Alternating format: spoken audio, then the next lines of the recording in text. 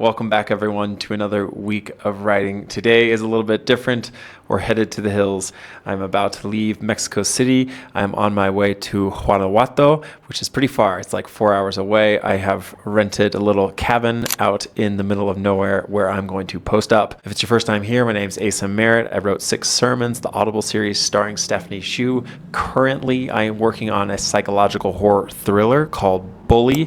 This is my first book. It's scary. It's been hard. I have been writing my whole life, but this is definitely a new thing. It's totally different. My goals for this trip principally is to get to a place of confidence where I feel like I fully understand what this book wants to be. Am I going to outline? Maybe. Am I going to just try to write scenes? I don't know. But my goal is to go clear the head, be out there with the horses in the big sky, and see if I can listen to the inner parts of myself, the writer deepest in me, to see what the heck this thing wants to be.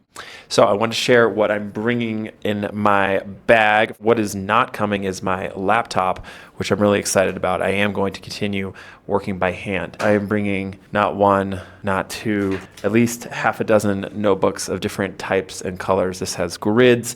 Note cards are coming on this trip. I'm going to spread things out on the table. I'm going to get writer's roomy with this thing and try to crack it, break the story, as they say in screenwriting. On the reading front, I am bringing The Ring, the novel on which the movie is based. I've been reading a lot about Japanese ghosts recently. There is a possession, demon, ghost-esque figure in this book, and I've been trying to sort of learn about ghosts from a more conceptual place to really dig into how ghosts function in literature. Japanese literature is filled with ghosts. We're going to the source. Additionally, I have a few stories left in Samantha Schweblin's Mouthful of Birds. If you've been following my vlogs, you'll know that Samantha Schweblin is a big inspiration and reference for me. Her stories are weird and uncanny and not traditionally scary, but really scary, to me at least, and I am trying to sort of embody the kind of fear that she gets going in her books. The Murderess, this is some kind of early 20th century Greek novella about a mom murdering kids, always rich material. Karl Marx selected readings because, obviously. And finally, The Between, which is, I believe, another possession novel. I was looking up lists of them, trying to find inspiration. So again, bringing material to get inspired, to generate possible ways I can pursue this project. Thank you so much for being here. We got good news and we got bad news. We got bad news and we got good news. The bad news is that the cabin, total bust, specifically the table where I intended to write for 4 days, completely busted, not flat. The legs are all which ways, can't get them straight. The good news is, however, that before I left Mexico City, I did a number of important things with my phone. I don't even have it with me. That's how promising these next 4 days could be. I deleted Gmail, I deleted YouTube, I deleted Instagram, I put WhatsApp, the messaging service I use here in Mexico, to away messages. I am still solito, as they say. I still am in a headspace conducive to being apart from the rest of my life and getting some real work done the next 4 days. So I don't even know what I'm going to do yet. I might go home and just keep my phone off. We'll see. Vamos a ver. But I'm all the way out in this cool kind of mine town. I am going to get breakfast here, check out the vibe a little bit. That's where things stand.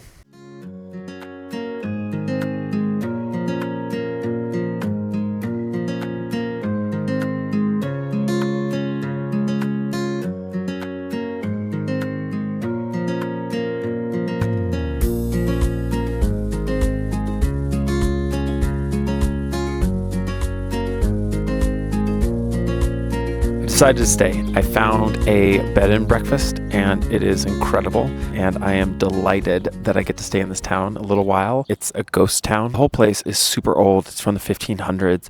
Mineral de Pozos, that's the name of where I'm at right now. I have a lot to report since I last spoke to you. It's been a wildly productive day. You know, it's funny because I really feel like I've come full circle. I'm coming back to this place again where I'm like, you know what? Why don't you stick with the original detailed outline that you made, 6-8 months ago, that a lot of people whose opinion you respect liked and think is really compelling.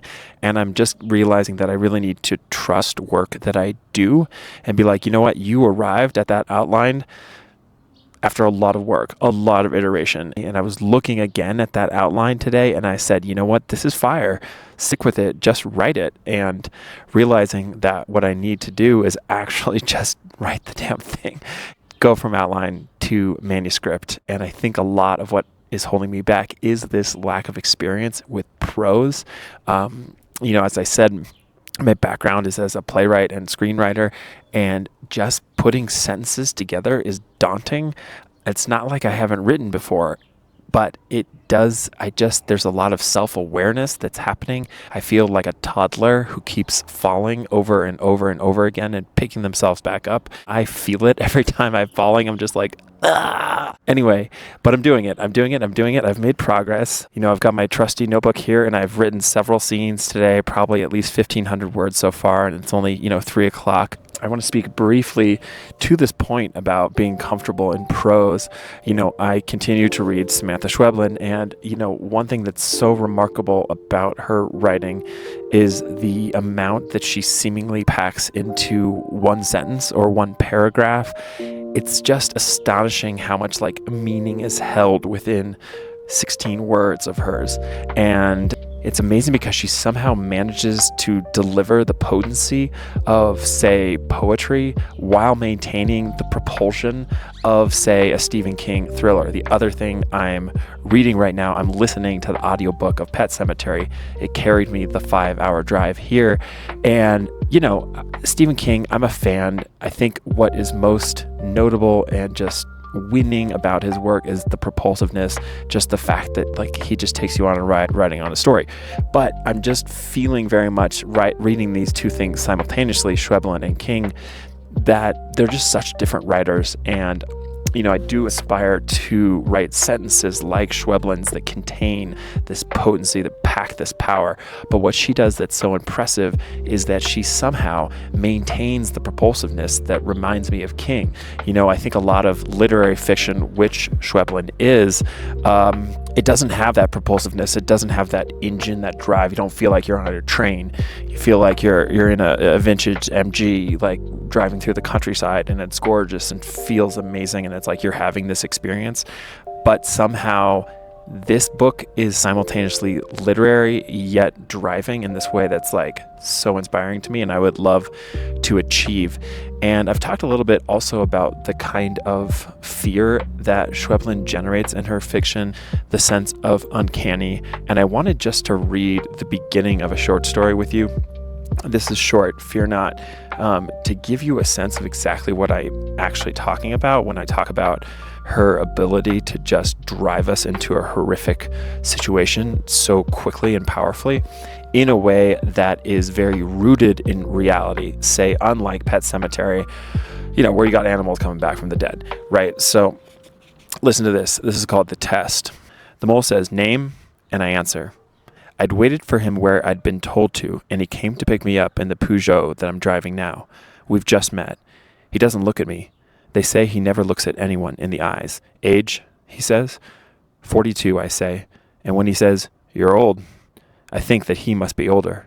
He wears a pair of small dark glasses, and that must be why he's called the mole. He orders me to drive to the nearest plaza and then settles into his seat relaxed. The test is easy, but it's very important to pass it, and so I'm nervous. If I don't do things right, I won't get in, and if I don't get in, there's no money. Money's the only reason to get in. Beating a dog to death in the Buenos Aires port is the test they use to see if you're capable of doing something worse. I mean, right? And then the short story proceeds to be this test where this unnamed narrator has to go kill a dog, which is totally plausible, but still wild and horrific. And the acceleration, the speed with which she is able to drop us into this utterly terrifying situation is so impressive. And I'm just inspired. So I really do recommend Samantha Schweblin right now. I've got 2 more days here. Grateful for this trip, this space to write. I'm going to make the most of them. I would be remiss, don't you think, to come all the way out to a ghost town to write my ghost haunting, spirit, demon story and not talk directly about that, don't you think? So I'm here by these abandoned train cars, and I want to report, can you see me? Left side of the frame, that I'm making progress, and the progress that I'm making at least is in thinking, and I feel like I'm thinking closer and closer, circling the critical questions that I have to answer for this kind of project. And in reading several ghost novels and different types of ghost stories, I'm starting to see patterns and types. For example, The Between, as well as, say, Beloved. These two novels assert the existence of the ghost in question in the opening lines. I don't have them in front of me. I'll put them up on the screen. So right from the jump, we know what's going on. We know that there's a ghost. We know that this is a story of a haunting. And so what do we gain and what do we lose by putting that info up front? This is what I'm trying to figure out. I haven't figured it all out yet. On the other hand, you've got something like Pet Sematary, where there's early allusions of something potentially supernatural. You've got little hints that this is a world that's wrong, but we don't have a proper supernatural event until well into that book. And so it's kind of like there's dread, a slow burning kind of, we know something's coming and we know it's going to be bad, but we don't know what it is. And then you have kind of a more immediate threat of danger where from the jump we've established that there's something malevolent and scary, and from the other side that has come to this story. We've arrived at this piece of literature to see what evils, damages, harms it inflicts upon the people that we are soon to care about in the particular project. So I think that what my story wants to be, I don't know yet, and that's kind of this fun puzzle that I'm trying to unlock as I write and refer to the outline and see the different ways fear is constructed, the different ways these novels work on me. Additionally, there was another point that I had. Beloved, The Between, it makes me think of horror movies where the opening sequence, you take something like It Follows, or, Halloween, any number of scary movies, they start with a graphic, terrible death, which sets the tone, which lets us know from the jump, this is a story where terrible things happen. It's happening now, and it's going to happen again. And we don't exactly see murders from the jump in those two books, but we do get the assertion with a sort of authorial credibility, decisiveness that, this is a book where bad things are going to happen. So anyway, that is my latest take on the actual ghost story element of this piece that I'm working on, Bully. Yeah, I just, this place is wild. There's so much here that is empty. And places like this are all around the world. And are they haunted? How can they not be, right? I would also be remiss to finish this video without sharing something I think that could be useful for you and your projects. And that is, in this case today, a brief introduction to Vladimir Propp. This guy was a Russian scholar and sort of story theorist who studied Russian folktales in depth. And in doing so, he identified all these kind of common narrative elements that you saw across folktales, which we see to this day in popular films and popular novels. And it's kind of a cool guide that I've been referring to while working on this story, because some of them definitely work for kind of this possession type narrative or ghost story. Villainy, or lack thereof, this is the haunting itself. We have mediation. This is this critical moment when the protagonist becomes aware of the villainy, the haunting. We have the return to normal. This echoes hero's journey type stuff, when the protagonist returns from a state of haunting to non-haunting. Anyway, this is good stuff. Just wanted to share it with you because I find it useful both as a form of analysis and a kind of what could I do with my story right now that might drive it forward or sort of invert something. It's a way to test beats of my story and see if maybe there's a way I can make them more surprising. I can cross-reference them with this list. Vladimir Propp, Russian folklorist. Check it out. It's my last full day out here in Mineral de Pozos. Things are going well. I'm making progress. I am finding that it's really hard to just follow my own advice and to stick to the outline, trust the work that I've done. But I've been reading a ton, and that has been really empowering. I just have to learn how to walk a little bit here. And it's just reps. I think it's just a matter of, if I read a lot, I'm going to be able to write prose, which sounds intensely obvious, but I really do have to sort of tweak my media diet to help me write this book over the coming months and year. I started this novel, The Between, which so far I'm enjoying. I'm about 40 pages in. At this point, I've got 3 books of fiction going at once. We've got Pet Sematary on audiobook, we've got The Between, and the Schweblin stories. And just the sheer kind of consumption, just putting these works and these styles and these modes up next to each other. The input's happening, and I think the output is going to follow. Knocked into this Marx collection, which is wild. This particular collection starts, the first piece is when Karl Marx was 19 years old. I'm just struck by the earnestness of this person, of this mind, its ferocity and voraciousness, its need to understand truth. I don't know. He wasn't messing around. We're back. Hi. Back to Mexico City. What a great trip. That was amazing. I think my big takeaway from this week is that it's a question of trust. It's a question of trusting the work that I've done, trusting that the work I will do is not wasted work, that even if I don't use a word of it, it'll help me get to where I need to be. And so essentially where I'm at after these last few days is because I was able to force myself to get these scenes out. I don't love them. They're not perfect. I didn't get maybe as many of them done as I wanted, but basically I wrote a lot. And I'm really happy about that moving forward.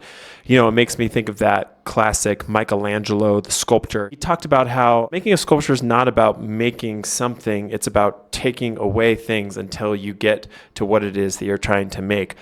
And I kind of feel that that's what I'm doing. That's what I was doing, just like starting to hit the block of marble, starting to get closer to where this piece is, to finding David, as it were, in Bully. And, it's still kind of a big lump of marble, I think. If you look at it, it doesn't really look like anything yet, but I can feel myself getting closer to it. Thanks for being here. Like this video if you found value in it, and I'll see you next week.